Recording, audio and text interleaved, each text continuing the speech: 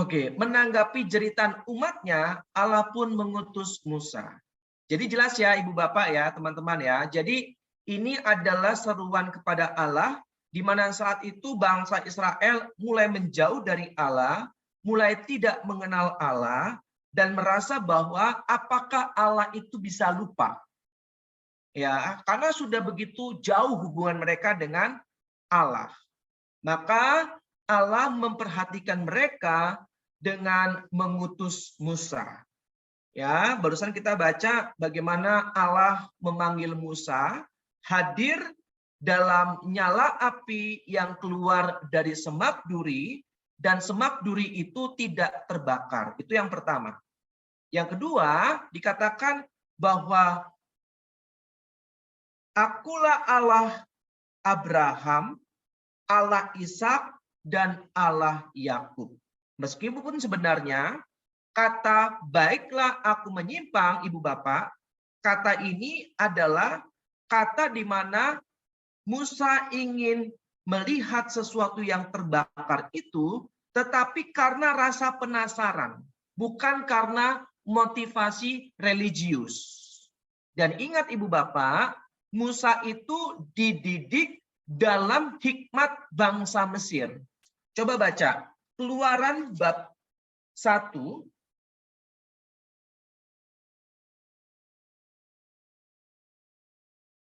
mana nih?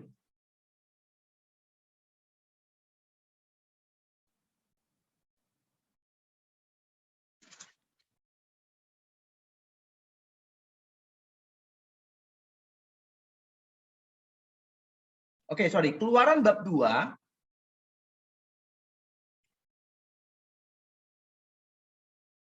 ayat yang ke-10. Nah, ketika anak itu telah besar, dibawanya kepada putri Firaun. Ia mengangkatnya menjadi anaknya dan menamainya Musa. Sebab katanya, karena aku telah menariknya dari air. Nah, Ibu Bapak, dengan kita membaca ayat ke-10 ini, kita menjadi tahu bahwa Musa dididik dalam budaya atau tradisi Mesir. Karena dikatakan ketika anak itu telah besar, dibawanyalah kepada putri Firaun. Ya, di situ Musa dididik dalam hikmat bangsa Mesir. Oke, kemudian yang berikutnya, karena Musa menyimpang dengan maksud penasaran, bukan karena motivasi religius, maka Allah memperkenalkan diri sebagai Allah Abraham, Allah Ishak, dan Allah Yakub. Nah, ini kurang lebih penggambarannya. Ya, ini tongkatnya nih, ya tongkat yang Musa selalu bawa. Ya. Nah, ini yang menarik yang kedua, Ibu Bapak. Perjumpaan yang menarik. Tuhan memanggil Musa dalam situasi yang berbeda. Nah, ini menarik nih. Kenapa? Karena pada saat itu situasi yang biasa atau yang berbeda ini adalah bukan pada saat Musa itu sedang diam, sedang berdoa, bukan. Tetapi pada saat Musa bekerja. Jadi panggilan Allah kepada manusia adalah pada saat manusia itu bekerja. Contoh misalkan dalam perjanjian baru. Pada saat kapan Yesus memanggil para muridnya? Pada saat para murid membersihkan jala. Betul Ibu Bapak? Jadi Allah itu selalu memanggil murid-muridnya atau para nabinya dalam keadaan yang biasa. Biasa di sini maksudnya adalah dalam keadaan mereka bekerja, bukan pengangguran. Ya, maka kalau misalkan kita terpanggil oleh Tuhan menjadi pelayannya, bukan berarti kita bilang bahwa, wah, saya sibuk, saya banyak kerjaan, Ya, saya nggak mau jadi ketua lingkungan, saya nggak mau jadi koordinator persekutuan doa, saya nggak mau jadi prodiakon karena saya sibuk. Justru Tuhan memanggil kita saat kita sibuk. Nah, inilah situasi yang biasa tanda petik atau berbeda. Ya, berbeda karena biasa kita berpikir bahwa Tuhan itu tahu kita itu punya waktu sehingga Tuhan manggil kita untuk pelayanan. Tapi enggak ternyata. Karena Tuhan tahu kita sibuk dengan pekerjaan, maka Tuhan memanggil kita untuk melayani. Nah, ya. Ini menarik sekali. Karena banyak orang yang merasa banyak pekerjaan, karena banyak pekerjaan jadinya sibuk, sehingga nggak punya waktu untuk pelayanan. Tetapi ternyata Allah selalu memanggil pelayan-pelayannya dalam kesibukannya. Termasuk Musa. Musa dipanggil pada saat ia sedang bekerja. Ya. Kemudian berikutnya. Perhatikan, ini yang tadi saya jelaskan. Ya, kalimat akulah Allah ayahmu, Allah Abraham, Allah Ishak dan Allah Yakub menunjukkan adanya ikatan khusus antara Allah dan Israel. Perhatikan, penyebutan nama para leluhur menunjukkan kesinambungan sejarah antara manusia dengan mereka. Janji yang pernah difirmankan Allah kepada mereka akan digenapi melalui Musa. Ingat janji Allah kepada Abraham bahwa bangsa dari keturunan Abraham akan sebanyak bintang di langit dan pasir di pantai. Lalu akan diberikan tanah. Iya kan? Tanah terjanji, yaitu janji Allah kepada Abraham. Dan janji itu akan digenapi melalui Musa. Cukup jelas ya Ibu Bapak ya. Kemudian yang berikutnya. Aku telah memperhatikan dengan sungguh. Allah menyatakan kehendaknya untuk membebaskan umatnya. Ia adalah pribadi yang mendengar, melihat, dan mengetahui segala sesuatu. Kesengsaraan Israel di Mesir tidak pernah luput dari perhatiannya. Jadi kata aku telah memperhatikan dengan sungguh, berarti Allah adalah Allah yang selalu memperhatikan bangsa Israel. Ia adalah pribadi yang mendengar, melihat, dan mengetahui segala sesuatu. Lalu dikatakan, aku mengutus engkau. Nah, kata aku mengutus engkau, itu berarti tindakan Tuhan ya ingin menyatakan bahwa tindakan Tuhan ini merupakan awal dari karya keselamatannya. Ingat, aku mengutus engkau itu berarti tindakan awal Tuhan dalam karya penyelamatannya, yaitu dengan memilih dan mengutus Musa. Jadi Musa itu bisa dikatakan utusan Allah yang menyelamatkan bangsa Israel pertama kalinya. Ya, meskipun karya keselamatan itu dimulai dari Abraham. Ya, karya keselamatan itu Ibu Bapak dimulai dari Abraham. Ingat, dan mencapai kesempurnaannya dalam pribadi Yesus Kristus. Ya, tapi karya keselamatan itu berhenti pada saat bangsa Israel berada di Mesir. Dan saat itu Allah mengutus Musa untuk melanjutkan karya keselamatannya. Jelas ya Ibu Bapak ya? Oke, berikutnya. Mengapa Allah tidak cepat memberi bantuan? Kenapa harus sampai menunggu waktu yang sangat lama? Ya, mereka merasa bahwa Tuhan itu kadang terasa lamban atau lambat. Bahkan banyak dari mereka yang menganggap Tuhan sudah lupa atau Tuhan tidak peduli lagi. Namun dari sudut pandang Allah, kiranya itu hanyalah soal waktu yang tepat. Kairos. Ya, Ibu Bapak ingat ada 3 jenis waktu, kronos, kairos, dan kekal. Kronos itu adalah waktu kita sekarang, ya, kita berdaulat atas waktu kronos ini. Karena kita diberikan karunia kehendak bebas oleh Allah. Seperti misalkan ibu bapak memilih ikut SOG atau memilih nonton drama Korea. Ya kan?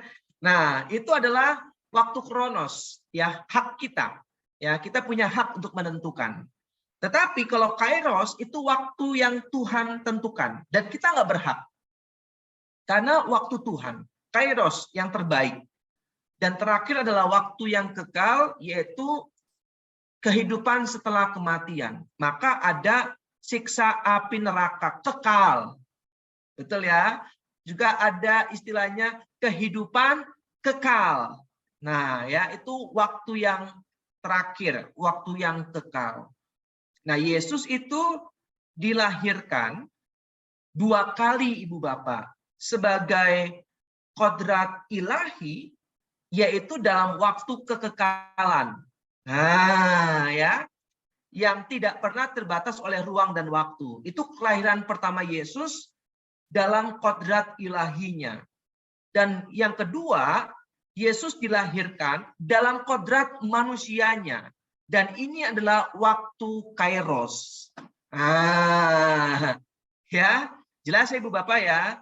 Jadi ada 3 jenis waktu, kronos, kairos, dan kekal. Yesus dilahirkan 2 kali karena memiliki 2 kodrat. Dalam kodrat ilahinya, Yesus dilahirkan dari kebijaksanaan Allah Bapa. Berarti dalam waktu kekal. Ya, waktu kekal itu tidak pernah terbatas oleh ruang dan waktu. Sehingga bukan berarti Bapa lebih dulu ada baru Yesus atau Allah Putra, bukan. Ya, karena dalam kekekalan tidak pernah terbatas oleh ruang dan waktu. Ya, hadirnya Allah Bapa ya dalam kekekalan berarti juga hadirnya Allah Putra dan Allah Roh Kudus.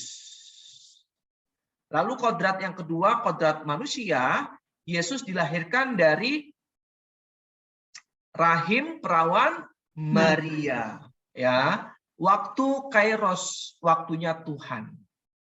Oke ya Ibu Bapak ya. Oke, kemudian yang berikutnya, Allah tidak pernah bersikap pasif, ia selalu berpartisipasi dan terlibat aktif dalam perjalanan sejarah keselamatan manusia. Ini pesannya. Jadi Allah tidak pernah pasif, selalu aktif. Nah, sekarang kisah keluaran dari Mesir. Ibu Bapak, kita baca Keluaran bab 14 ayat 21 dan 22. Silakan satu orang volunteer tolong bacakan. Keluaran bab 14 ayat 21 sampai 22. Lalu Musa mengulurkan tangannya ke atas laut, dan semalam-malaman itu Tuhan menguakkan air laut dengan perantaraan angin timur yang keras, membuat laut itu menjadi tanah kering, maka terbelahlah air itu. Demikianlah orang Israel berjalan dari tengah-tengah laut di tempat kering, sedang di kiri dan di kanan mereka air itu sebagai tembok bagi mereka. Oke, terima kasih kami. 2 ayat ini menjadi pijakan awal Ibu Bapak. Ya. Nah, ada 4 rangkaian kisah keluaran. Silakan dicatat kalau dirasa penting. Yang pertama adalah malam Paskah. Yang kedua adalah Israel diusir dari Mesir. Yang ketiga adalah pengejaran dan penyelamatan di Laut Teberau.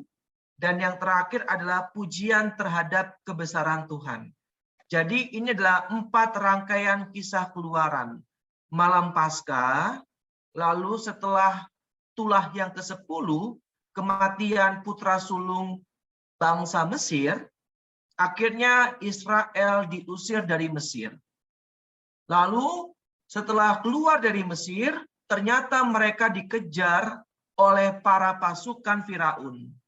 Nah, maka rangkaian yang ketiga, pengejaran dan penyelamatan di Laut Teberau. Dan yang terakhir, yang keempat adalah pujian terhadap kebesaran Tuhan. Nah, ini 4 rangkaian. Ibu Bapak, ini penting untuk dicatat karena tidak ada di PowerPoint-nya. Malam Paskah itu sebenarnya berangkat bukan dari tradisi bangsa Israel. Ya, Malam Paskah itu berangkat dari tradisi para pengembara dan juga peternak. Jadi ini sejarah Ibu Bapak ya. Malam Paskah itu merupakan tradisi dari suku-suku peternak dan pengembara. Mereka itu selalu mengadakan upacara korban persembahan setiap malam Paskah, yaitu pada saat musim semi dan sebelum mereka berangkat ke padang rumput. Nah, jadi mereka itu mencari padang rumput, Ibu Bapak. Ya. Nah, sebelum mereka pergi mencari padang rumput, malam harinya mereka mengadakan upacara malam Paskah ini. Yaitu dengan cara memotong anak domba atau anak kambing jantan yang usianya setahun dan tidak bercacat. Jelas ya Bu Bapak ya? Nah, kemudian setelah dipotong, lalu darahnya itu dioleskan di atas ya, di dua sudut ya, di atas pintu. Darah dari anak domba atau anak kambing jantan yang sudah dipersembahkan. Jadi dioleskan di dua bagian atas pintu. Persis ya seperti keluaran bangsa Israel di Mesir kan. Nah itu sebenarnya ceritanya dari budaya lain, dari suku lain. Dan korban persembahan ini tulangnya tidak boleh dipatahkan. Cukup jelas Ibu Bapak? Setelah itu dagingnya dimakan bersama dengan keluarga. Nah, setelah mereka mengadakan persembahan itu, mereka berdoa agar ternak-ternak mereka dilindungi oleh dewa-dewi mereka. Itu sejarahnya. Nah, ya. Dan itu dulu memang sangat kental budaya itu, ya, budaya peternak dan pengembara. Maka budaya ini diangkat oleh penulis kitab Keluaran.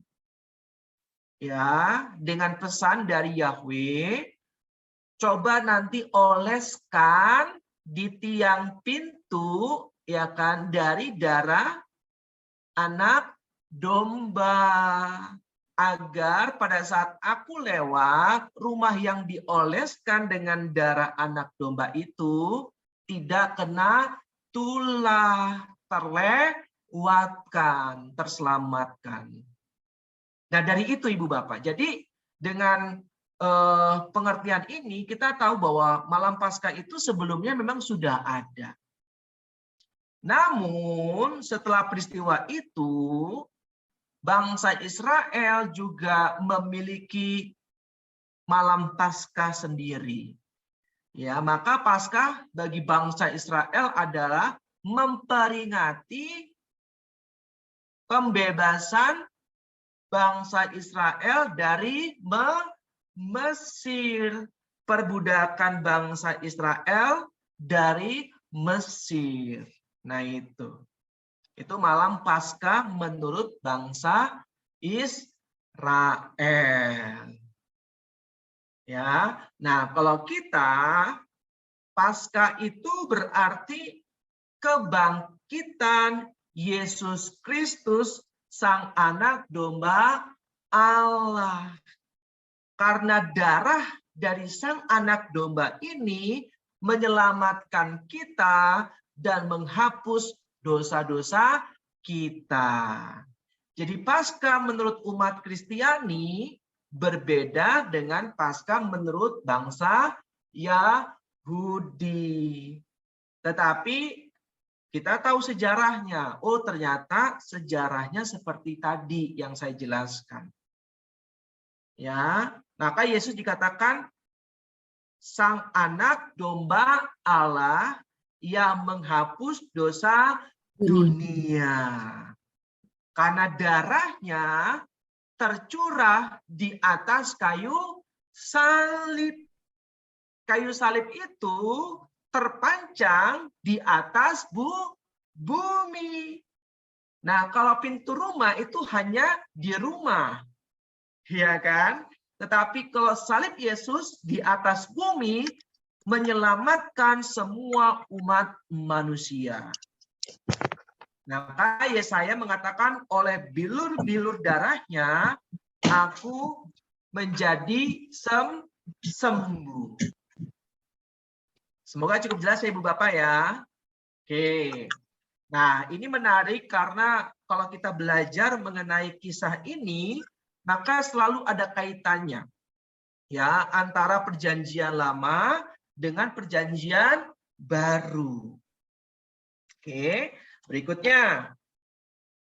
Nah, ayat 21 dan 22 ini, Keluaran bab 14 ayat 21 dan 22 seringkali disebut sebagai nyanyian Musa dan bangsa Israel dan nyanyian Miriam karena mereka telah bersukacita karena lepas dari kejaran para prajurit Firaun.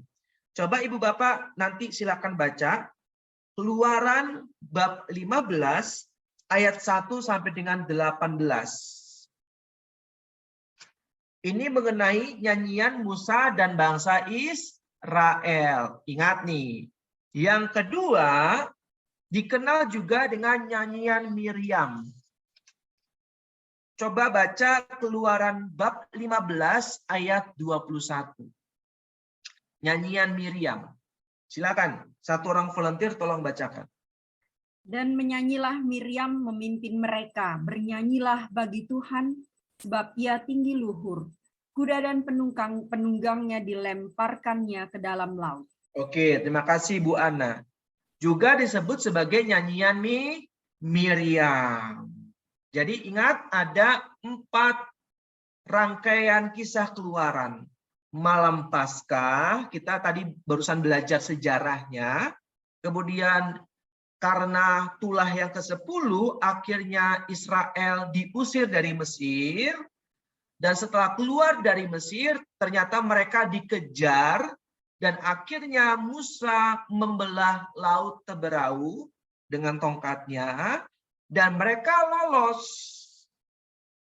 Dan prajurit Firaun tidak bisa mengejar mereka lagi. Sehingga mereka bersyukur dan memuji kebesaran Tuhan. Yang dikenal dengan nyanyian Musa dan bangsa Israel. Dan yang kedua, nyanyian Miriam. Jelas ya Bu Bapak ya? Oke, berikutnya. Nah ini gambarnya ya. Kesaksian akan mukjizat terbesar yang dikerjakan Tuhan. Kisah Keluaran bukan laporan sejarah. Ya, lagi-lagi selalu saya ingatkan Ibu Bapak ya, melainkan refleksi iman tentang makna tindakan penyelamatan Tuhan kepada umatnya. Ya, kemudian peristiwa Keluaran adalah peristiwa yang paling bermakna. Exodus. Bahasa Ibraninya itu adalah, saya coba tulis di kolom chat, Shemot. Artinya nama-nama. Ya, kalau versi Septuagintanya itu Exodus, Keluaran, ya. Nah, Ibu Bapak ingat kisah Keluaran ini merupakan kisah atau peristiwa yang paling bermakna bagi orang Israel. Makanya setiap tahun mereka selalu memperingati Paskah. Ya, tanda bahwa mereka adalah umat Tuhan. Ingat, konsep berpikir bangsa Israel zaman itu, Yahweh adalah Yahweh yang berperang. Allah yang berperang. Jadi saat mereka menang dari peperangan, mereka berpikir bahwa Allah yang memenangkan peperangan itu.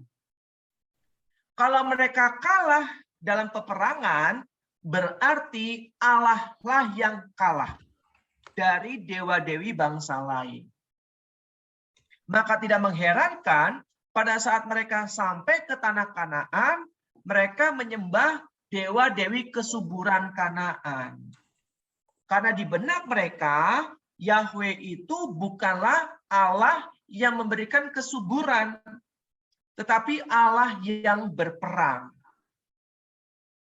Nah, jadi penempatan dewa-dewi itu sudah ada dari zaman dulu, Ibu Bapak. Ya, dewi kesuburan, dewa matahari itu sudah tertanam ya pada saat kisah mengenai tanah Kanaan ini. Bangsa Israel juga punya cara berpikir demikian, dibeda-bedakan. Ada dewa kesuburan, ada dewa perang. Ini kan cara berpikir budaya Yunani kan. Dewa Zeus, ya kan. Terus apa lagi? Yang terkenal. Afrodit.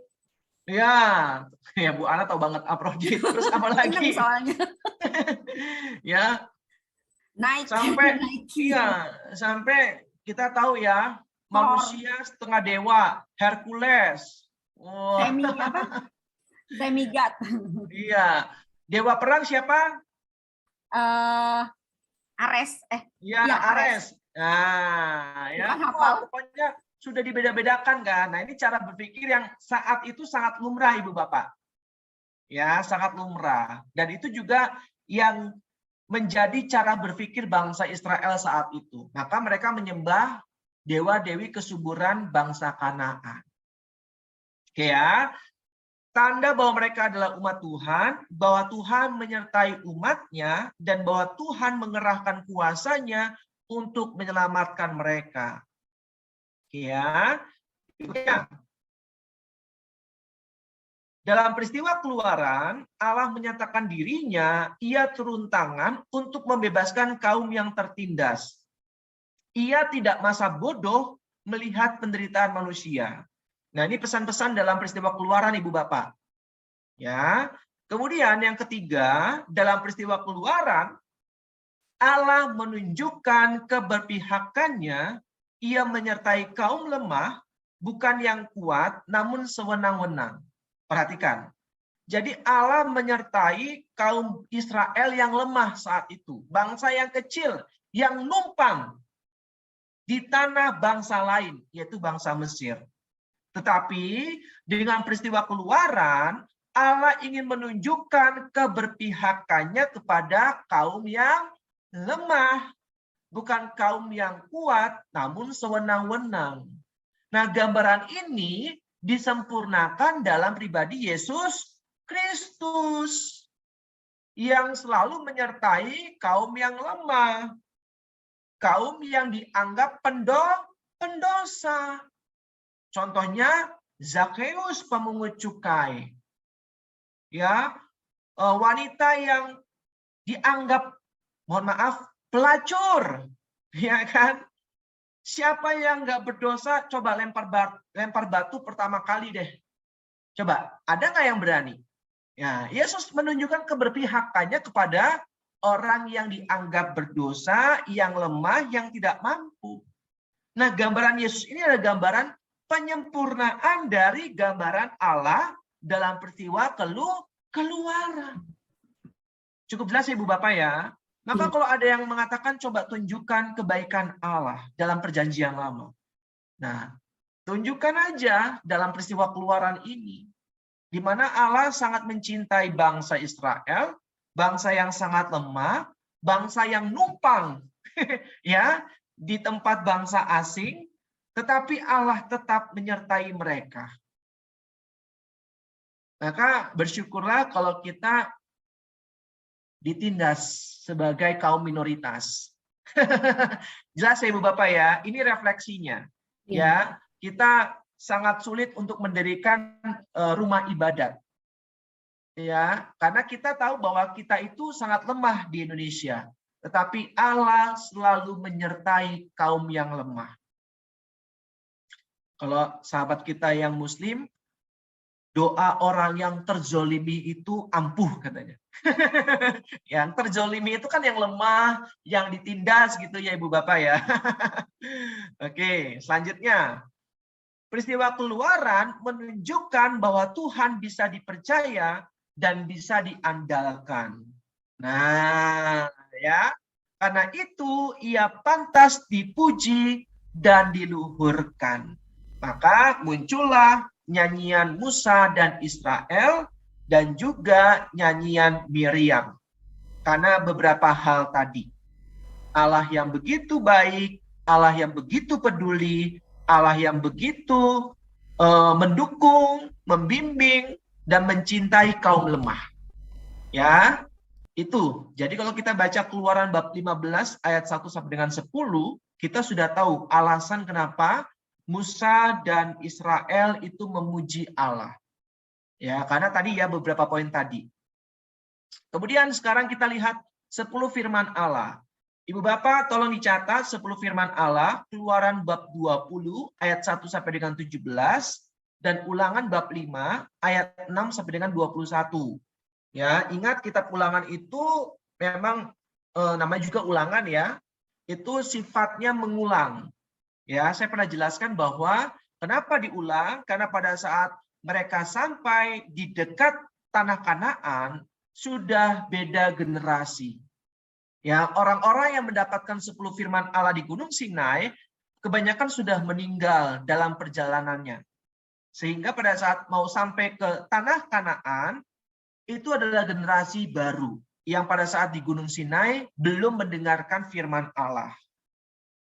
Jelas ya Ibu Bapak ya? Nah, ada 10 perintah Allah. Kalau perintah yang pertama sampai dengan yang ketiga itu berhubungan dengan Tuhan.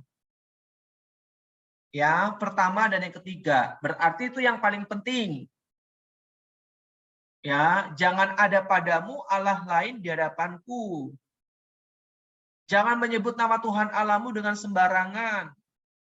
Ingatlah dan kuduskanlah hari Sabat. Ya. Kemudian yang keempat sampai dengan ke-10 sifatnya kepada sesama. Hormatilah ayahmu dan ibumu. Jangan membunuh, jangan berzina, jangan mencuri, kemudian jangan mengucapkan saksi dusta tentang sesamamu, jangan mengingini istri sesamamu, dan jangan mengingini milik sesamamu secara tidak adil. Nah, ini 10 perintah Allah. Dan sampai sekarang 10 perintah Allah ini tetap kita pegang. Maka indikator atau parameter dosa itu disebut dosa berat, apa? Salah satunya adalah karena melanggar 10 perintah Allah. Nah, ada dosa yang tidak mendatangkan maut. Iya kan? Dalam perjanjian baru tuh. Ada yang ingat nggak di mana tuh ayatnya? Ada dosa yang tidak mendatangkan maut, yaitu dosa yang tidak melanggar 10 perintah Allah. Semoga jelas ya Ibu Bapak ya. Silakan nanti dicari tuh dalam perjanjian baru yang pasti bukan Injil. Ya. Bagian-bagian belakang dari perjanjian baru. Ada dosa yang tidak mendatangkan maut. Lanjut ya. Nah, ini bentuk dari 2 loh batu gambarannya. Nah, sekarang kita lihat Keluaran bab 20 ayat 2. Silakan, satu orang volunteer tolong bacakan.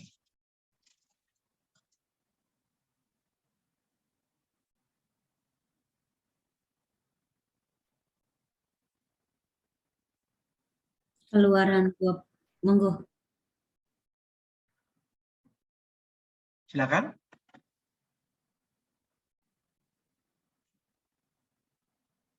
Kami boleh? Keluaran 20 ayat 2. Jangan ada padamu Allah lain di hadapanku. Oh, Sorry ya Kak. Itu ayat 3. Ayat 2 kan? Gak apa-apa. Sorry. Akulah Tuhan Allahmu yang membawa engkau keluar dari tanah Mesir, dari tempat perbudakan. Oke, terima kasih Kak Mei. Ibu Bapak, Keluaran bab 20 ayat 2 tidak boleh dilupakan. Ya, tidak boleh dilupakan. Tadi ingat ya, bahwa Allah mengatakan kepada Musa, aku adalah apa? Allah Abraham, Allah Ishak, dan Allah Yakub. Ingin memberikan penegasan kepada Musa untuk disampaikan kepada bangsa Israel bahwa Yahweh tidak akan pernah melupakan janjinya kepada Abraham. Jelas Ibu Bapak ya tadi ya, bahwa Yahweh akan selalu menepati janjinya, yaitu menyelamatkan bangsa Israel dan memberikan tanah terjanji, tanah Kanaan. Seperti yang ia janjikan kepada Abraham. Maka pada saat Allah membebaskan bangsa Israel dari Mesir ke tanah Kanaan, sebelum sampai ke sana, Allah memberikan 10 firman di Gunung Sinai. Dan disinilah Allah ingin menegaskan kembali lagi melalui Musa, akulah Tuhan Allahmu yang membawa engkau keluar dari tanah Mesir, dari tempat perbudakan. Maka ayat ini jangan dilupakan. Dan ingat Ibu Bapak bahwa Allah memberikan 10 firman Allah, 2 loh batu itu di atas Gunung Sinai kepada Musa. Nah, kaitannya adalah Yesus juga memberikan firman-Nya kepada orang-orang yang mendengar di atas bukit. Maka bab 5 sampai dengan bab 7 dalam Injil Matius itu merupakan inti dari pengajaran Yesus, yaitu khotbah di bukit. Ya, berkali-kali saya ingatkan bahwa pentingnya Matius bab 5 sampai dengan bab 7 karena ketiga bab itu merupakan intisari dari pengajaran Tuhan Yesus. Kalau dalam perjanjian lama, itu ada dalam kitab Keluaran bab 20 ini. Sama tadi ulangan ya. Tetapi dalam perjanjian baru dapat kita temukan dalam Matius bab 5 sampai dengan bab 7. Kalau lebih dalam lagi Ibu Bapak, kalau kita kaitkan, kalau kita barusan baca Keluaran bab 20 ayat 2, Yahweh mengatakan, akulah Tuhan Allahmu yang membawa engkau keluar dari tanah Mesir, dari tempat perbudakan. Yahweh dengan tegas mengatakan, akulah Tuhan Allahmu. Identitasnya kan, akulah Tuhan Allahmu. Nah, sama seperti Yesus dalam khotbah di bukit mengenai 8 sabda bahagia. Sebenarnya 8 sabda bahagia itu merupakan cara Yesus untuk menunjukkan identitasnya. Nah, ini yang jarang orang sadari. Jelas ya Bapak ya, kalau dalam Keluaran bab 20 ayat 2 dengan tegas Allah mengatakan akulah Tuhan Allahmu. Nah, dalam perjanjian baru Matius bab 5 dalam khotbah di bukit, Yesus juga melakukan hal yang sama. Ya, yaitu dengan apa? Dengan menunjukkan identitasnya. Berbahagialah mereka yang miskin di hadapan Allah, karena mereka lah yang mempunyai kerajaan surga. Yesus bilang apa? Serigala punya liang, burung punya sarang, tetapi anak manusia tidak punya tempat untuk meletakkan kepalanya. Nah, ya. Berbahagialah mereka yang lemah lembut. Betul ya Ibu Bapak ya? Yesus bilang apa dalam Matius bab 11 ayat 29? Belajarlah daripadaku sebab aku apa? Coba. Matius 11 ayat 29. Belajarlah daripadaku sebab aku Rendah hati dan lemah lembut. Rendah hati dan lemah Lembut. lembut. Nah, kalau kita baca salah satu dari isi 8 sabda bahagia, berbahagialah mereka yang lemah lembut. Sedangkan dalam Matius bab 11, Yesus bilang apa? Belajarlah daripadaku, ayat 29 ya, sebab aku rendah hati dan lemah lembut. Berbahagialah mereka yang dianiaya oleh karena kebenaran. Yesus bilang apa? Akulah jalan, kebenaran, dan hidup. Ya, jadi sebenarnya sabda bahagia itu adalah identitas Yesus. Maka kalau kita berbicara serupa dengan Kristus, berarti kita harus hidup melakukan 8 sabda bahagia. Jelas ya Ibu Bapak ya? Biar nggak ngawang-ngawang kan, serupa dengan Kristus itu seperti apa? Ya, yaitu melakukan 8 sabda bahagia. Yang lemah lembut, yang rendah hati, yang berani hidup dalam kebenaran. Ya, itu adalah serupa dengan Kristus. Ya. Oke, berikutnya. Tuhan telah menganugerahkan kemerdekaan bagi Israel. Momen yang dinantikan sejak lama karena akhirnya Tuhan tergerak hatinya. Ingat, di awal tadi saya bilang apa? Bangsa Israel sudah mulai jauh dari Allah. Sudah mulai tidak mengenal Allah. Karena mereka berada di negeri asing dan menjadi budak.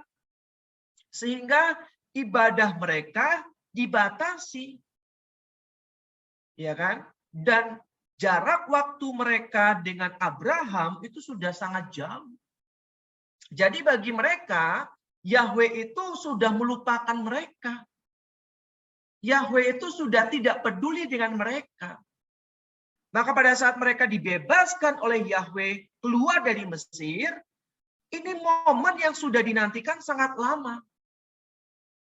Dan mereka merasa, oh akhirnya Tuhan tergerak hatinya. Padahal kita tahu tadi kan, bahwa Allah selalu memperhatikan bangsa Israel. Cuman memang belum waktunya. Israel mengimani kebebasan mereka bukan sebagai hasil usaha mereka sendiri, melainkan sebagai anugerah darinya. Ingat, ya, saya bilang tadi bahwa pada saat mereka berhasil keluar dan memenangkan peperangan, berarti Allah lah yang menang. Jadi mereka berpikir bahwa mereka keluar dari Mesir bukan karena hasil usaha mereka, tapi karena anugerah dari Tuhan. Cukup jelas ya Ibu Bapak ya. Kemudian berikutnya, Allah sangat baik. Keluh kesah dan air mata bangsa Israel diperhatikan oleh Allah. Pada saat yang tepat, Allah bertindak menyelamatkan Israel, padahal dibanding bangsa-bangsa di sekitarnya, Israel tidak berarti apa-apa. Tetapi justru yang kecil ini berkenan di hadapan Allah. Ia bahkan memilih mereka menjadi umatnya. Sampai detik ini Ibu Bapak, Israel itu merupakan bangsa yang kecil. Iya kan? Tetapi tidak ada satupun negara yang bisa menguasainya. Iya kan? Iya enggak? Iya kan? Kalau bangsa yang besar ya kita tahu ya, Tiongkok, iya kan? Sekarang benar-benar hampir menguasai perekonomian dunia. Amerika, ya kan, itu bangsa-bangsa yang besar. Israel kan kecil ya. Tetapi lihat bahwa begitu banyaknya orang Yahudi yang begitu berpengaruh di dunia. Contohnya siapa? Mark Zuckerberg. Nah, ya. Bill Gates. Nah, terus siapa lagi yang terkenal? Banyak. Orang apa nih? Orang Yahudi. Oh, Yahudi. Yang begitu berperan bagi dunia. Albert Einstein, dan masih banyak lagi. Ya, jadi mereka itu adalah bangsa kecil tapi Allah pilih. Oke ya. Kemudian karena itu anugerah Allah tidak boleh disia-siakan, harus ditanggapi secara positif. Bangsa itu hendak mensyukurinya dengan hidup secara pantas. Perintah Allah sebenarnya adalah tanggapan dari pihak manusia atas karya agung yang telah dikerjakannya. Firman-firman itu mau ditepati dengan ikhlas dan gembira, bukan karena terpaksa. Jelas ya Bapak ya? Jadi anugerah Allah itu tidak boleh disia-siakan oleh bangsa Israel dan harus ditanggapi dengan positif. Maka Allah itu memberikan perintah agar bangsa Israel selalu bersyukur atas karya agungnya. Itu maksudnya Ibu Bapak. Karena kalau tidak ada perintah itu, maka bangsa Israel akan cepat mudah melupakan Allah. Dan kalau misalkan mereka melupakan Allah, yang rugi bukan Allah. Tetapi bangsa Israel itu sendiri. Karena tanpa Allah, mereka tidak bisa berbuat apa-apa. Contohnya pada saat mereka menjadi budak di Mesir. Jelas ya Bapak ya. Jadi 10 perintah Allah ini bukanlah keterpaksaan, melainkan cara Allah agar bangsa Israel dapat selalu ingat akan karya agung Allah dan mensyukurinya. Maka ini pun akan kita hidupi sebagai umat Katolik, Ibu Bapak. 10 perintah Allah bukanlah perintah yang terpaksa kita lakukan. Ingat, melainkan cara Allah agar kita ingat dan menyadari karya agung keselamatan Allah melalui Yesus Kristus. Ya, oke, semoga cukup jelas. 10 firman Allah merupakan benang merah yang menghubungkan Keluaran dengan status Israel sebagai bangsa yang dianugerahi Allah kemerdekaan. Tolong dicatat dan diingat Ibu Bapak. 10 firman Allah merupakan benang merah, sambungan yang menghubungkan Keluaran dengan status Israel sebagai bangsa yang dianugerahi Allah kemerdekaan. Jadi 10 firman Allah ini merupakan jembatan. Ya, setelah bangsa Israel dikeluarkan dari Mesir dan sebelum bangsa Israel masuk Kanaan. Saya ulangi sekali lagi. Jadi 10 firman Allah ini merupakan benang merah atau jembatan, penghubung. Ingat ya, pada saat bangsa Israel keluar dari Mesir dan sebelum masuk tanah Kanaan. Jembatan. Ya, benang merah. Ya, sebelum menjadi bangsa merdeka dan statusnya berubah menjadi bangsa merdeka. Ya, maka pada saat mereka menjadi bangsa yang merdeka, mereka harus mentaati 10 firman Allah. Jelas ya Ibu Bapak ya, agar mereka tidak lagi menjadi budak bagi bangsa-bangsa lain. Karena kalau mereka tidak mentaati firman Allah, tidak ingat karya agung Allah, mereka pasti akan jauh dari Allah lagi. Nah, kalau mereka jauh dari Allah, mereka tidak bisa berbuat apa-apa. Kalau mereka tidak bisa berbuat apa-apa, mereka menjadi bangsa yang lemah, ditindas oleh bangsa-bangsa lain. Semoga cukup jelas ya Ibu Bapak ya. Lalu tujuan dari firman-firman itu adalah, nah ini, agar Israel hidup dalam kemerdekaan sejati, tidak menjadi liar. Merdeka bukan berarti liar, semaunya sendiri. Coba kalau orang yang udah keluar dari penjara, dia kan merdeka, tapi bukan berarti dia bebas untuk melakukan kejahatan lagi. Jelas Ibu Bapak ya. Merdeka di sini adalah mereka hidup yang benar-benar melakukan apa yang Tuhan perintahkan. Selalu ada batasan. Sehingga mereka tidak menjadi bangsa yang liar. Coba kalau kita di Indonesia tidak ada hukum, tidak ada batasan-batasan. Kira-kira bangsa ini akan hancur nggak Ibu Bapak? Ya. Hancur ya. Liar ya, seenaknya sendiri ya. Misalkan tidak ada hukuman bagi orang yang membunuh. Kira-kira bakal banyak nggak terjadinya pembunuhan? Hanya. Tidak ada hukuman bagi perampok. Kira-kira bakal banyak nggak perampokan di Indonesia? Banyak. Ya. Maka hukum itu justru untuk membuat kita menjadi bangsa yang teratur dan menyelamatkan hidup kita. Inilah cara berpikir yang benar. Perintah Allah bukanlah perintah yang terpaksa kita lakukan, tetapi karena tujuannya baik. Ya. Tidak pula memperbudak orang lain, balas dendam misalkan. Ya. 10 firman Allah bertujuan mengantar bangsa Israel kepada kehidupan yang baik selaras dengan status luhur mereka sebagai umat Allah. Nah, ya. Nah, sekarang kitab Bilangan. Sebelum masuk ke sini ada pertanyaan nggak Ibu Bapak?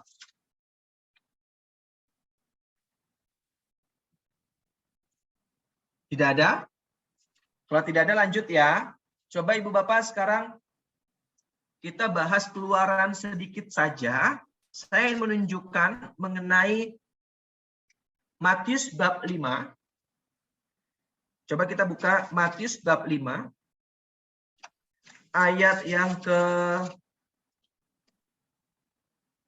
40.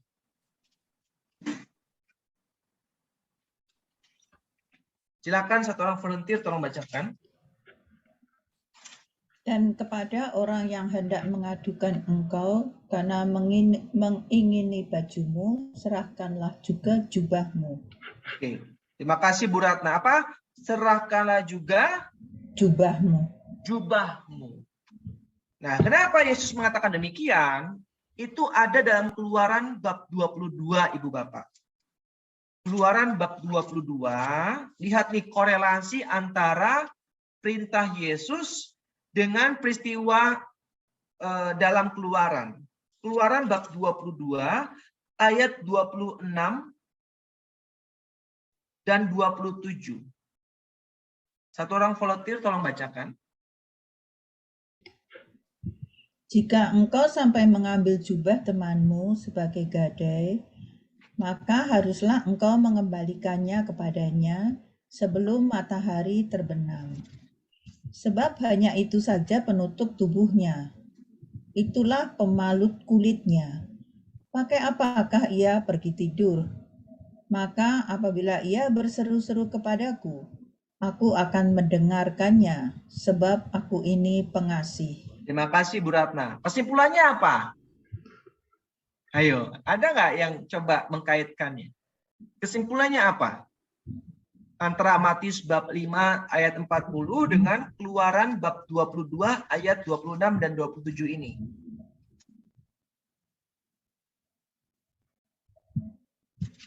Apa?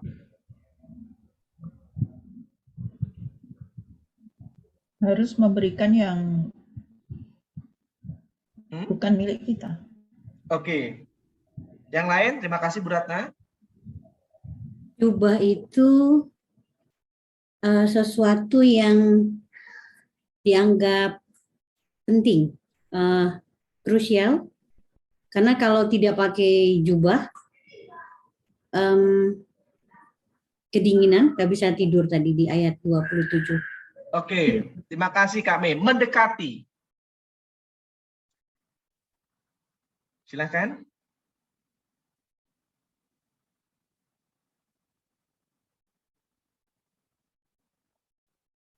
Ada yang mau coba lagi? Kok saya mikirnya ya kalau mau bantu orang bantu aja gitu loh, nggak usah terima gadainya. Oke. Terima kasih Bu Ana. Nah, Ibu Bapak perhatikan, kita baca sekali lagi pelan-pelan ya, ayat 26 dan 27 ini ya. Tadi Yesus bilang apa dalam Matius bab 5 ayat 40?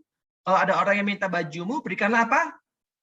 Jubahmu kan? Kenapa jubah? Nah, kita coba baca pelan-pelan. Ayat 26. Jika engkau sampai mengambil jubah temanmu sebagai gadai, maka haruslah engkau mengembalikannya kepadanya apa?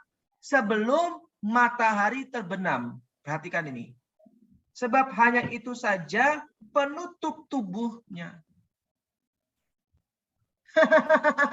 Ya, Ini hampir sama seperti yang kalau ditampar pipi kanan, berikan pipi kirimu sebenarnya. Iya. Ya, Amin Des. Iya, betul. Makanya inilah perintah agung yang luar biasa dari Tuhan Yesus. Kalau ada yang pinjam baju, berikanlah jubah. Karena orang Ada Israel saat peraturan itu harus dikembalikan. iya hanya punya satu Jubah. jubah. Maka dikatakan sebab hanya itu saja penutup tubuhnya, enggak punya cadangan. Jadi kalau mau kasih orang, mau tolong orang itu totalitas, jangan setengah-setengah. Nah, itu maksudnya. Itulah pemalut kulitnya. Pakai apakah ia pergi tidur? Nah, jadi Yesus itu ingin memberikan sebuah perintah, kalau nolong orang, tolonglah mereka, jangan setengah-setengah. Kalau ada yang minta bajumu, berikanlah juga jubahmu. Jangan khawatir, kalau kamu berseru-seru, maka aku akan mendengarkannya. Sebab aku ini pengasih. Ya kan? Jelas ya Bapak ya? Jadi jangan takut menolong orang lain. Karena kalau kita berseru, karena kita menolong orang lain, maka Tuhan akan mendengarkan kita. Wah, ini luar biasa banget. Ya, luar biasa banget. Maka pentingnya kita mengkaitkan perjanjian baru dengan perjanjian lama, Ibu Bapak. Ya, karena nggak pernah terlepaskan. Perjanjian baru itu merupakan pemenuhan dari perjanjian lama.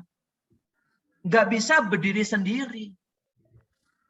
Dan Yesus Kristus merupakan pemenuhan dari nubuat para nabi di perjanjian lama. Ya, Yesus berkali-kali mengatakan anak manusia. Kita nggak akan mengerti anak manusia kalau kita nggak memahami perjanjian lama. Jelas Ibu Bapak ya? Oke, sekarang masuk dalam Bilangan bab 21 ayat 4 sampai dengan 9. Satu orang volunteer tolong bacakan.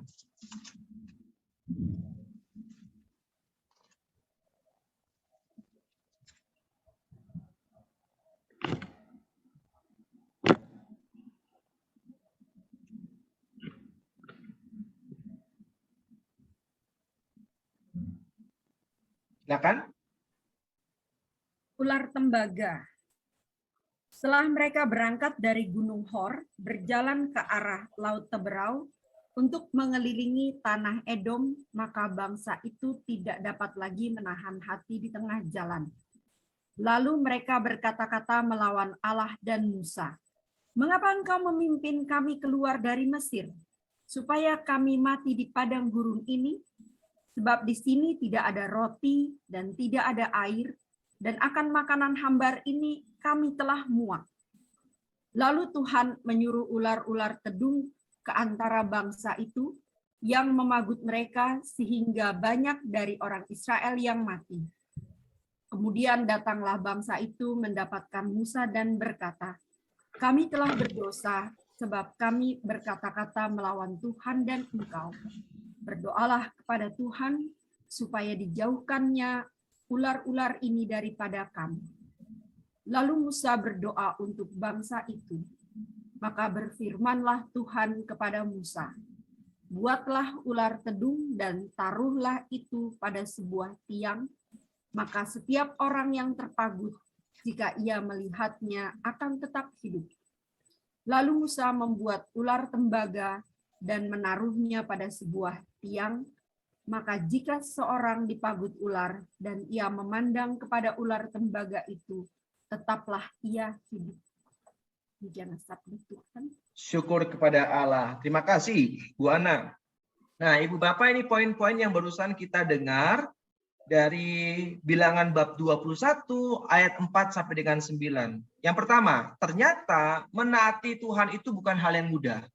Buktinya apa? Bangsa Israel mengatakan kepada Allah dan Musa, melawan Allah dan Musa, ayat 5, mengapa kamu memimpin kami keluar dari Mesir, supaya kami mati di padang gurun ini? Sebab di sini tidak ada roti dan tidak ada air, dan akan makanan hambar ini kami telah muak. Perhatikan Ibu Bapak. Ya, ternyata nggak gampang menaati Allah. Ya. Yang kedua, untuk sesaat Israel gembira karena mengalami pembebasan. Itu hanya untuk sesaat.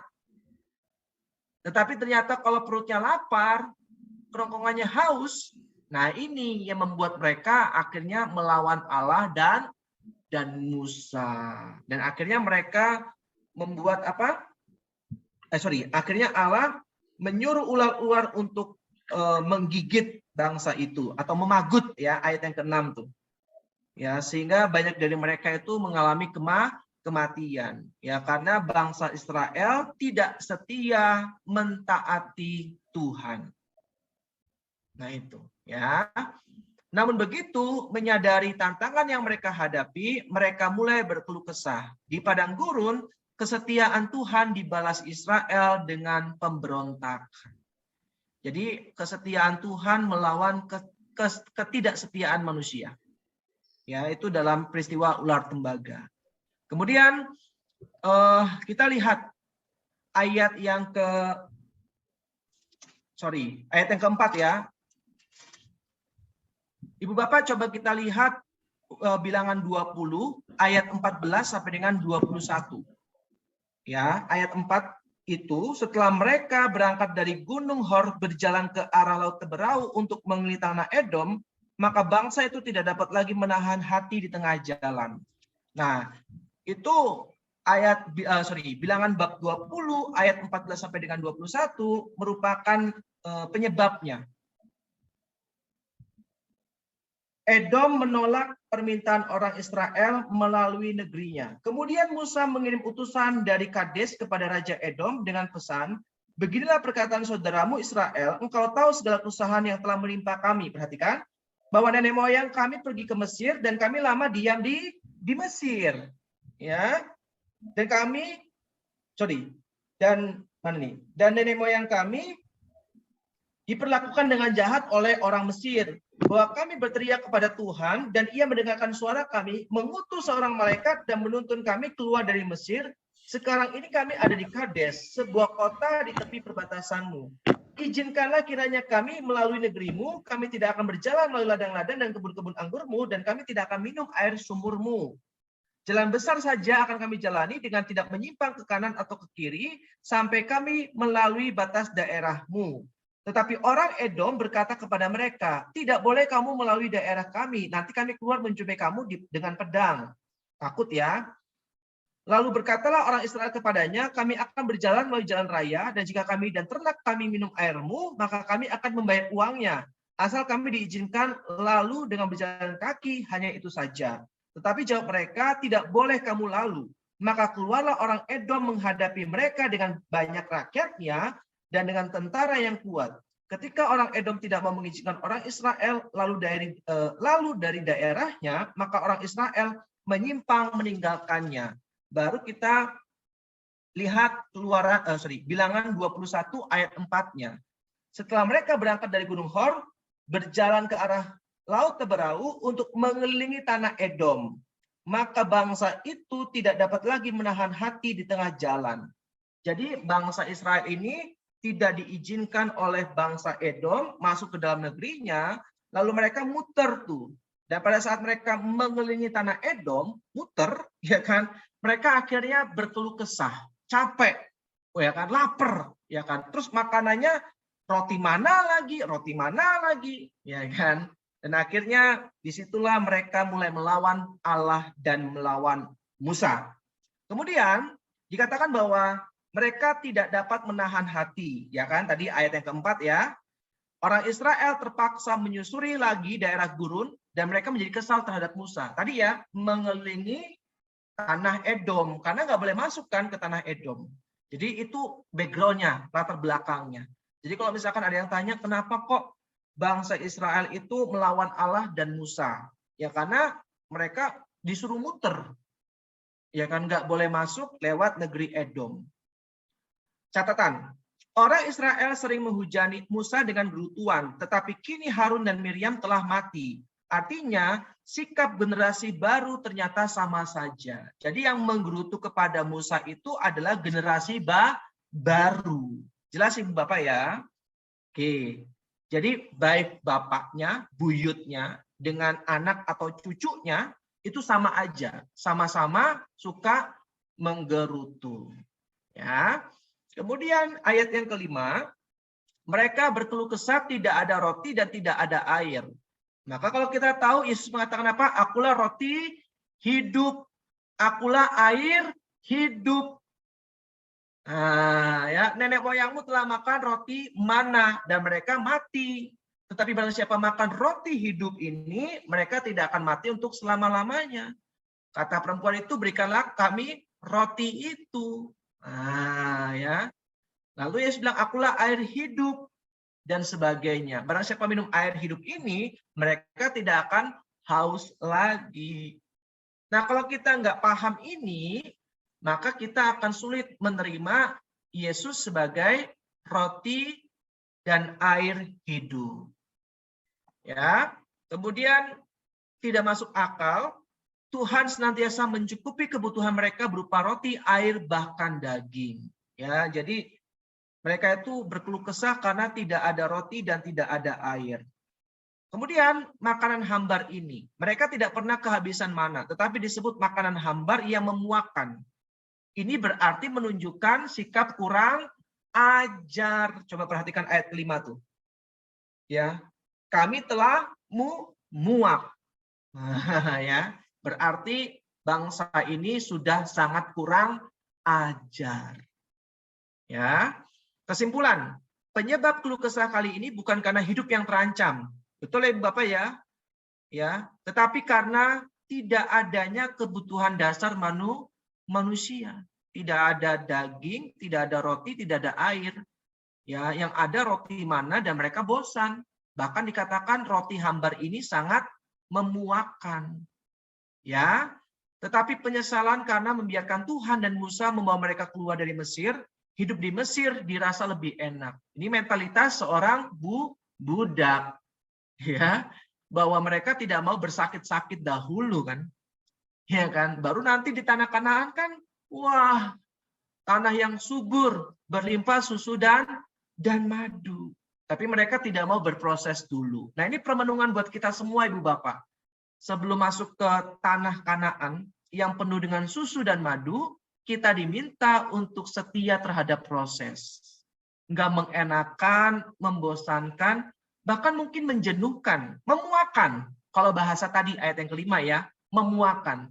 Tapi kalau kita mampu bersyukur dan bertahan dalam ketaatan dan kesetiaan, maka kita berhak untuk sampai ke tanah terjanji. Bukan tanah Kanaan lagi, tetapi tanah surgawi, Yerusalem baru. Wah, menarik.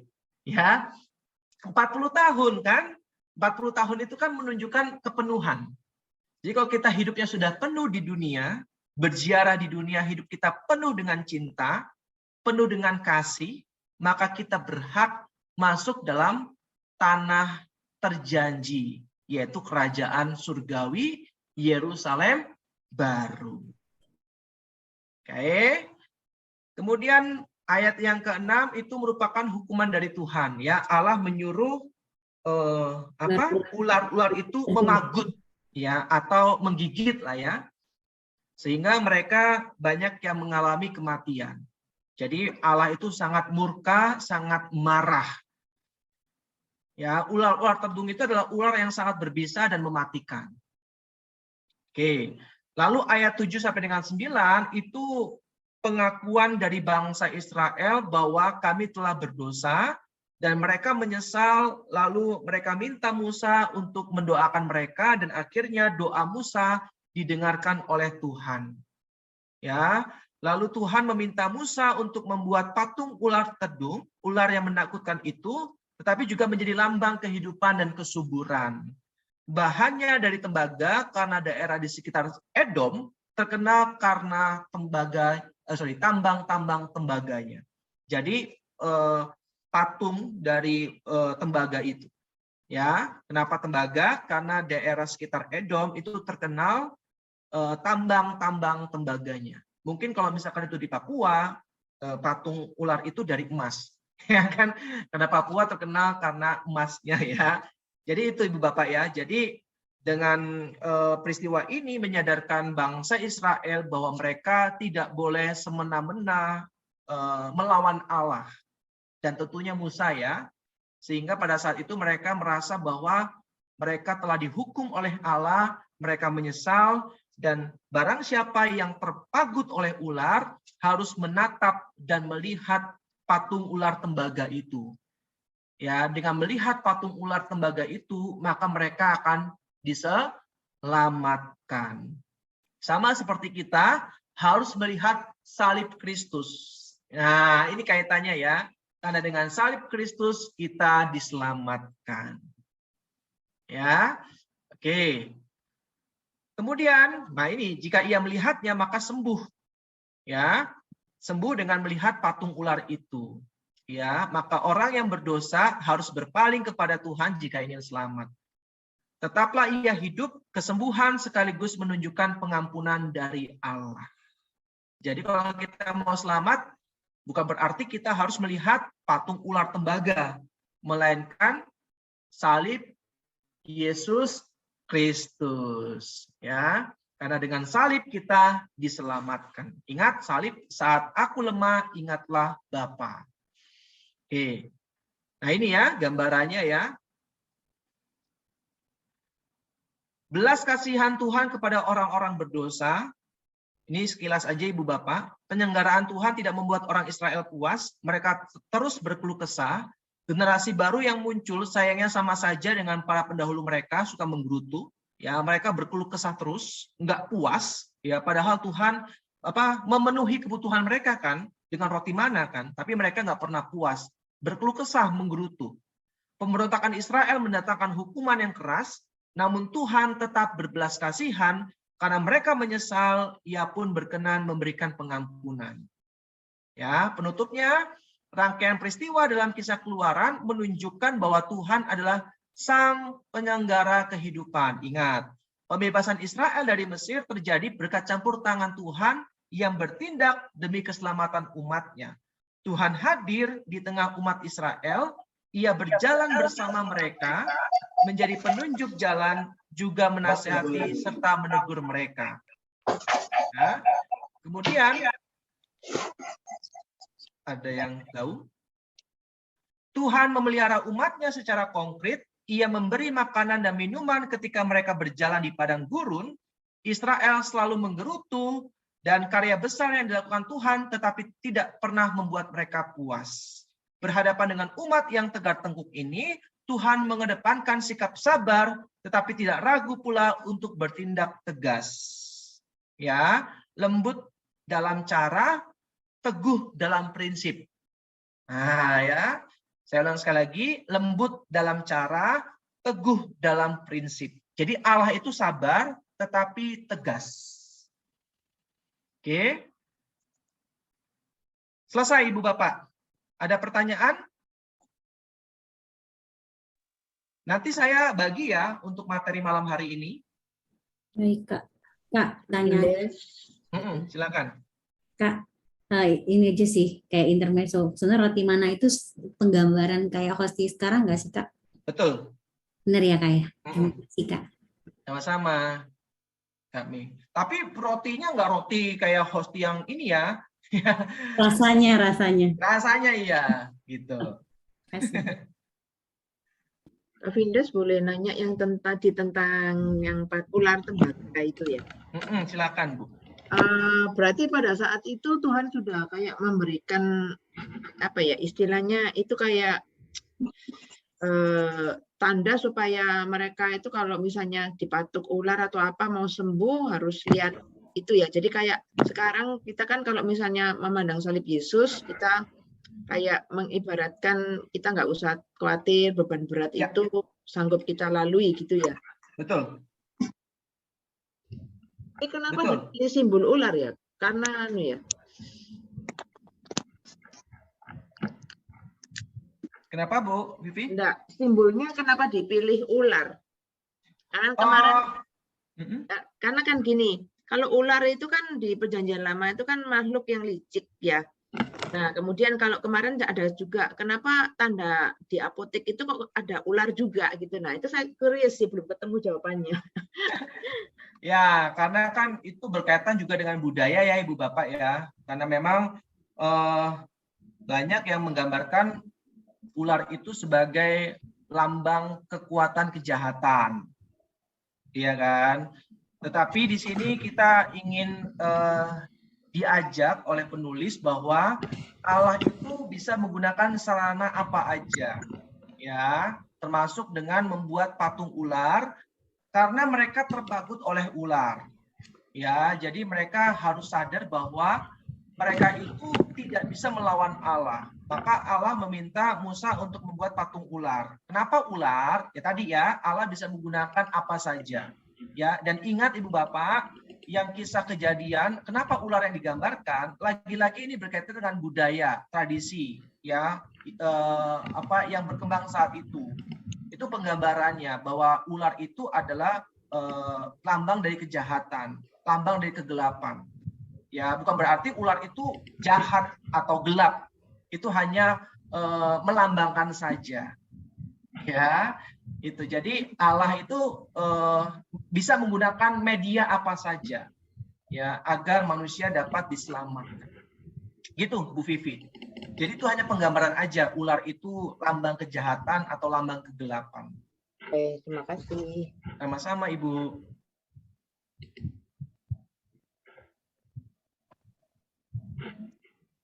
Silakan teman-teman yang mau bertanya. Mau tanya Kak Hindes. Ya. Bangsa Israel itu kan harus menunggu 40 tahun ya untuk ketemu tanah berjanji itu. Nah, di dalam perjalanan hidup, sebagai contoh lah, kalau perjalanan hidup kita ini, kita harus menanti 40 tahun untuk memenuhi janji Tuhan ini, ya apa ya, sabar gitu ya. Angka 40 tahun itu, Ibu Ratna, itu sebenarnya angka penuh dengan makna ya. Seperti Yesus berpuasa 40 hari, 40 malam. Ya, kemudian Nuh membuat bahtera itu selama 40 tahun. Ya, jadi angka 40 itu sebenarnya bukan persis 40 tahun, tetapi hanya ingin menunjukkan suatu kepenuhan, waktu yang cukup lama. Itu angka 40. Kalau angka 3, angka 7 itu sempurna. Ya. Lalu kalau angka 10 itu penuh artinya. Maka kalau kita berbicara mengenai angka 40 itu angka yang menunjukkan waktu yang cukup lama. Jadi ibaratnya, kenapa bangsa Israel membutuhkan waktu yang cukup lama untuk sampai ke tanah terjanji? Karena mereka yang membuatnya itu sendiri, bukan Allah yang membuatnya. Kalau mereka mentaati Allah, maka mereka tidak akan sampai 40 tahun. Ya, tetapi karena mereka bangsa yang tegar tengkuk, bangsa yang melawan Allah, sehingga yang terjadi saat itu adalah mereka seakan-akan muter. Ya, dan sangat lama waktunya untuk sampai tanah terjanji. Nah, yang kedua, kenapa sampai 40 tahun? Untuk menghasilkan generasi yang baru. Ya, diharapkan generasi yang baru ini, generasi yang lebih baik dibandingkan generasi yang sebelumnya. Gitu, Bu Ratna. Jadi kalau misalkan kita refleksikan dalam hidup kita, bukan berarti kita harus menunggu waktu 40 tahun, bukan. Kalau kita hidup dalam kesetiaan, kalau kita hidup dalam ketaatan kepada Tuhan, maka rasanya walaupun mungkin doa kita belum belum dijawab. Sebenarnya doa itu selalu dijawab ya. maka tidak ada kata doa tidak dijawab atau tidak didengar, melainkan doa kita belum dijawab. Ya, belum dijawab. Karena Tuhan pasti akan menjawab doa kita. Ya, jawabannya ada 3 ya. Iya, karena memang permohonan kita sesuai dengan kehendak Tuhan. 2 itu nanti dulu karena memang belum waktunya. Seperti misalkan saya itu diberikan kado untuk anak saya sebuah puzzle Ibu Bapak, ya, dan di covernya itu di bungkusannya ditulis untuk anak-anak 3 tahun ke atas, sedangkan anak saya usianya 2 tahun, ya kan? Nah, waktu saya coba berikan, yang terjadi adalah puzzle-nya itu dibuang ke kloset. Kenapa? Karena anak saya belum tahu bagaimana cara memainkannya. Ya, seharusnya saya tunda dulu, jangan kasih dulu. Saya tunggu 3 tahun lebih pada saat dia sudah mengerti bagaimana cara memainkannya. Nah, terkadang Tuhan itu minta kita tunggu karena memang belum saatnya. Karena nanti kalau Tuhan kasih dan belum saatnya, yang ada itu justru akan merugikan kita. Nah, itu makanya yang kedua, jawaban Tuhan nanti dulu, sabar. Yang ketiga, itu tidak. Karena Tuhan punya rencana yang lebih baik. Nah, ya jadi saya percaya bahwa kalau kita taat dan setia terhadap proses, maka kita akan sabar menunggu yang terbaik. Apapun itu. Itu Bu Ratna, semoga menjawab ya Bu. Ya, terima kasih. Sama-sama Ibu. Silakan.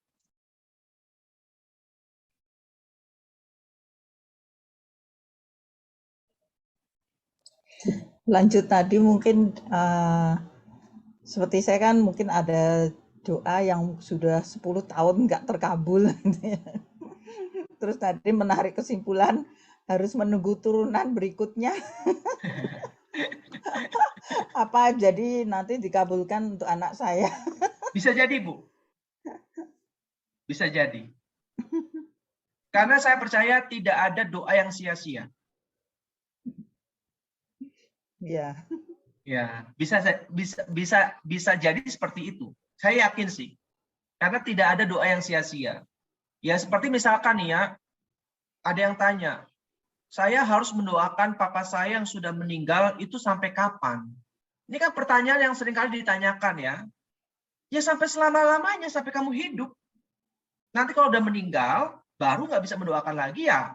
Berarti memang udah nggak bisa. Tapi selama masih bisa mendoakan papa kita, ya doakan. Loh, kalau misalkan nanti papa kita udah masuk surga gimana? Berarti doa kita untuk jiwa-jiwa yang lain. Karena tidak ada doa yang sia-sia. Jadi kalau misalkan nanti Bu Ratna, misalkan doanya belum dikabulkan, Bu Ratna sudah meninggal dunia, bisa saja buat anak dari Bu Ratna.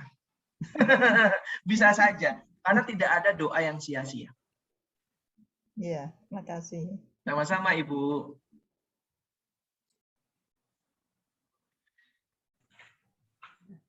Kak Findes. Ya, Bu Lucia silakan. Itu tadi kan ada 3 macam doa. Ada 3 macam jawaban doa gitu. Ya. Sama tunggu. Nah itu kalau bagaimana kita tahu yaitu ketiga jawaban itu jawabannya itu yang mana gitu maksudnya.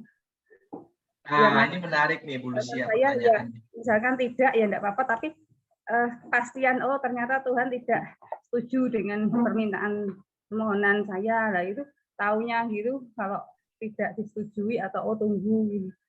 Nah, pertama-tama memang dibutuhkan kepekaan ya Bu Lucia ya. Karunia discernment membedakan roh.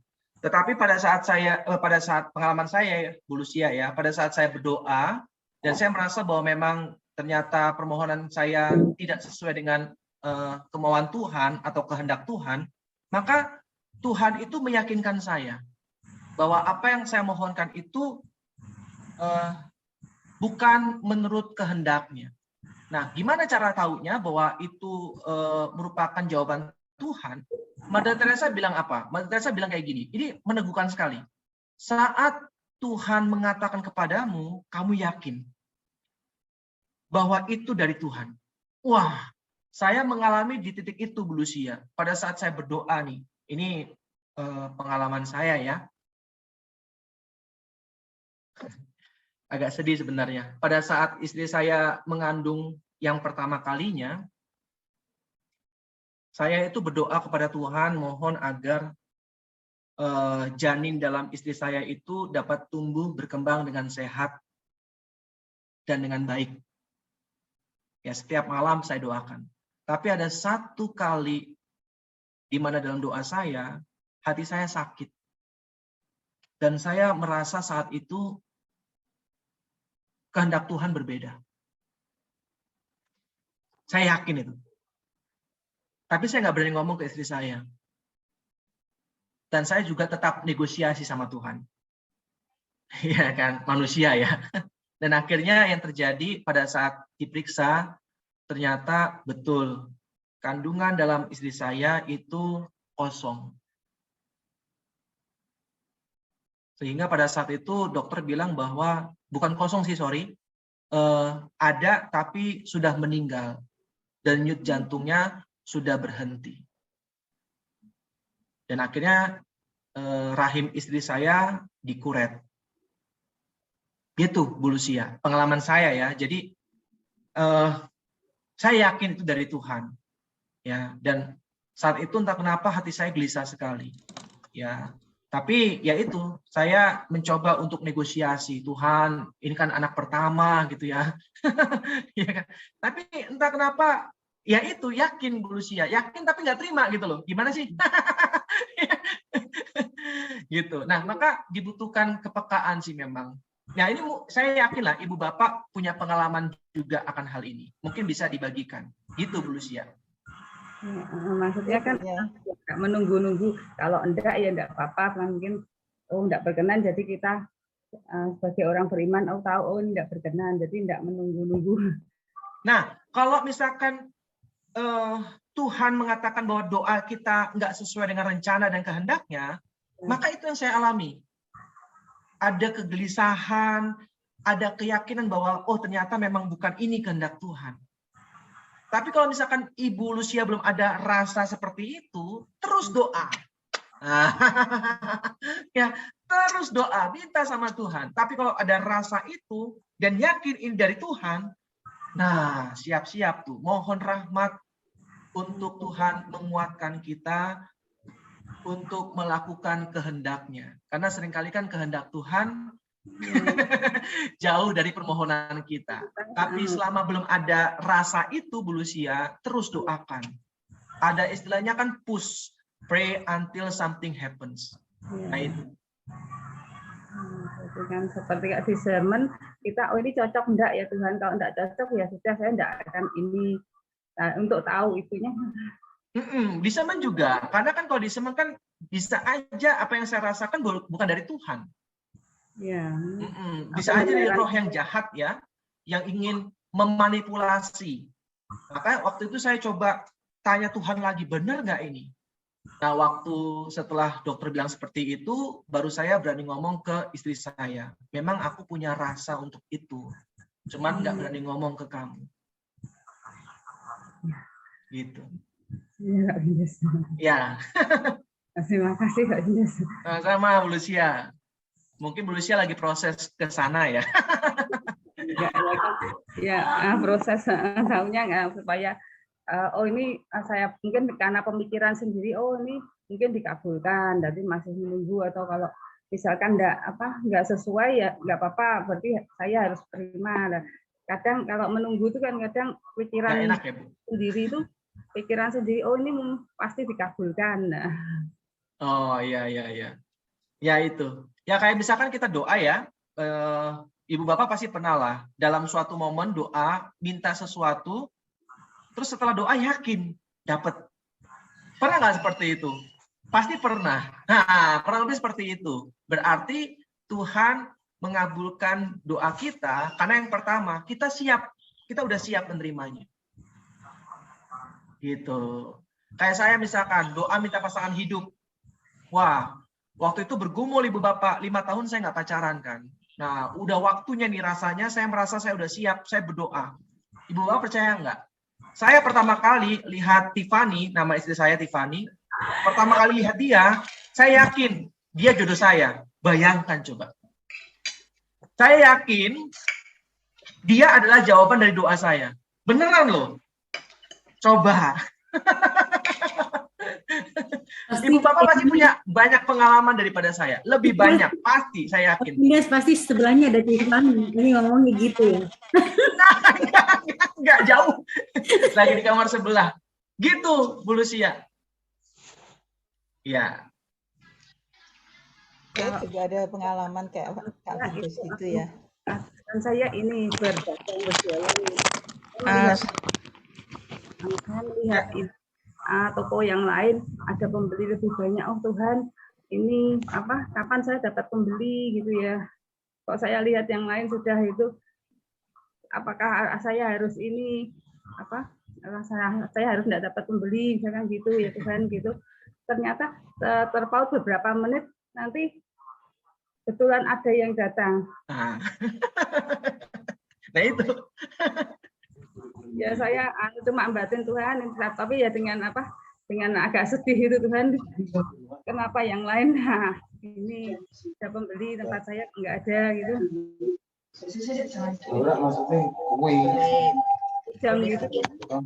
Boleh sedikit menambahkan sedikit kalau untuk yang kasusnya Bu Lucia tadi, saya pernah ngalamin juga ya Bu Lucia. Ini saya, aku mindah. Gini, kalau pada saat kita lagi dalam posisi seperti itu, Tuhan itu kepingin lihat kita sudah bersyukur atau belum. Nah itu, jadi walaupun dengan kekurangan kita nggak merasa kok nggak adil, tapi di situ Tuhan tuh kepingin kita sudah bersyukur nggak dengan apa yang ada sekarang. Nah di situ kalau kita sudah bisa menerima keadaan dan kita bisa tahu, ya nggak apa-apa, mungkin ya hari ini diberikan Tuhan seperti ini. Nanti pasti Tuhan itu kayak ibarat apa ya, rezeki itu enggak lari kemana kalau memang itu jadi milik kita. Itu sih yang saya alami ya. Amin, amin.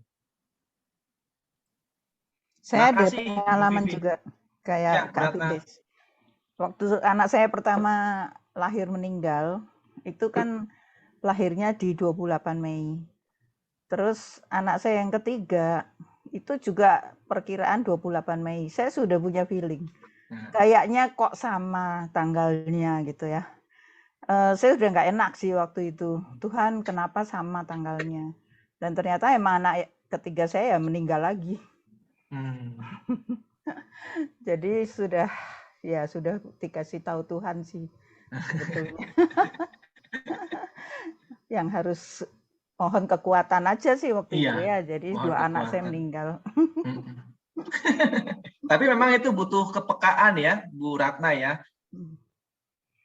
Iya. Butuh apa ya? Butuh ya itu kehidupan doa yang dalam kali ya. Jadi tahu nih, oh ternyata memang Tuhan berbicara kepada kita gitu ya. Kalau kita cuek-cuek aja, nggak pernah punya relasi yang intim dengan Tuhan, ya kita rasanya kurang peka juga ya.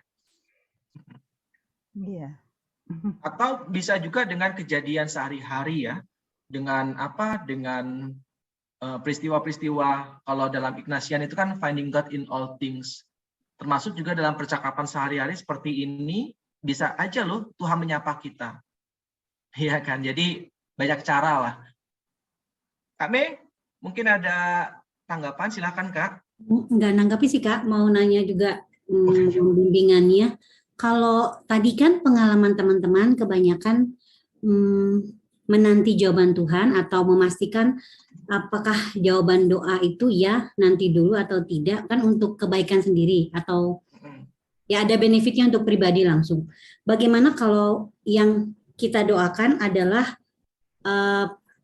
kebaikan atau perubahan, khususnya perubahan sikap dari kerabat atau kenalan kita supaya hidupnya diselamatkan, berubah menjadi lebih baik, punya takut akan Tuhan, mau hidup lebih kudus dan lain-lainnya. Tapi setelah bergumul dengan waktu, jawaban itu nggak ada kepastian. Maksudnya kita juga ngerasain kok nggak ada perubahannya ya Tuhan gitu loh. Jadi ya nggak tahu ini antara nanti dulu atau tidak, atau apakah menurut Kak Vindes, pengalaman Kak Vindes, apakah orang itu juga bagaimana ya?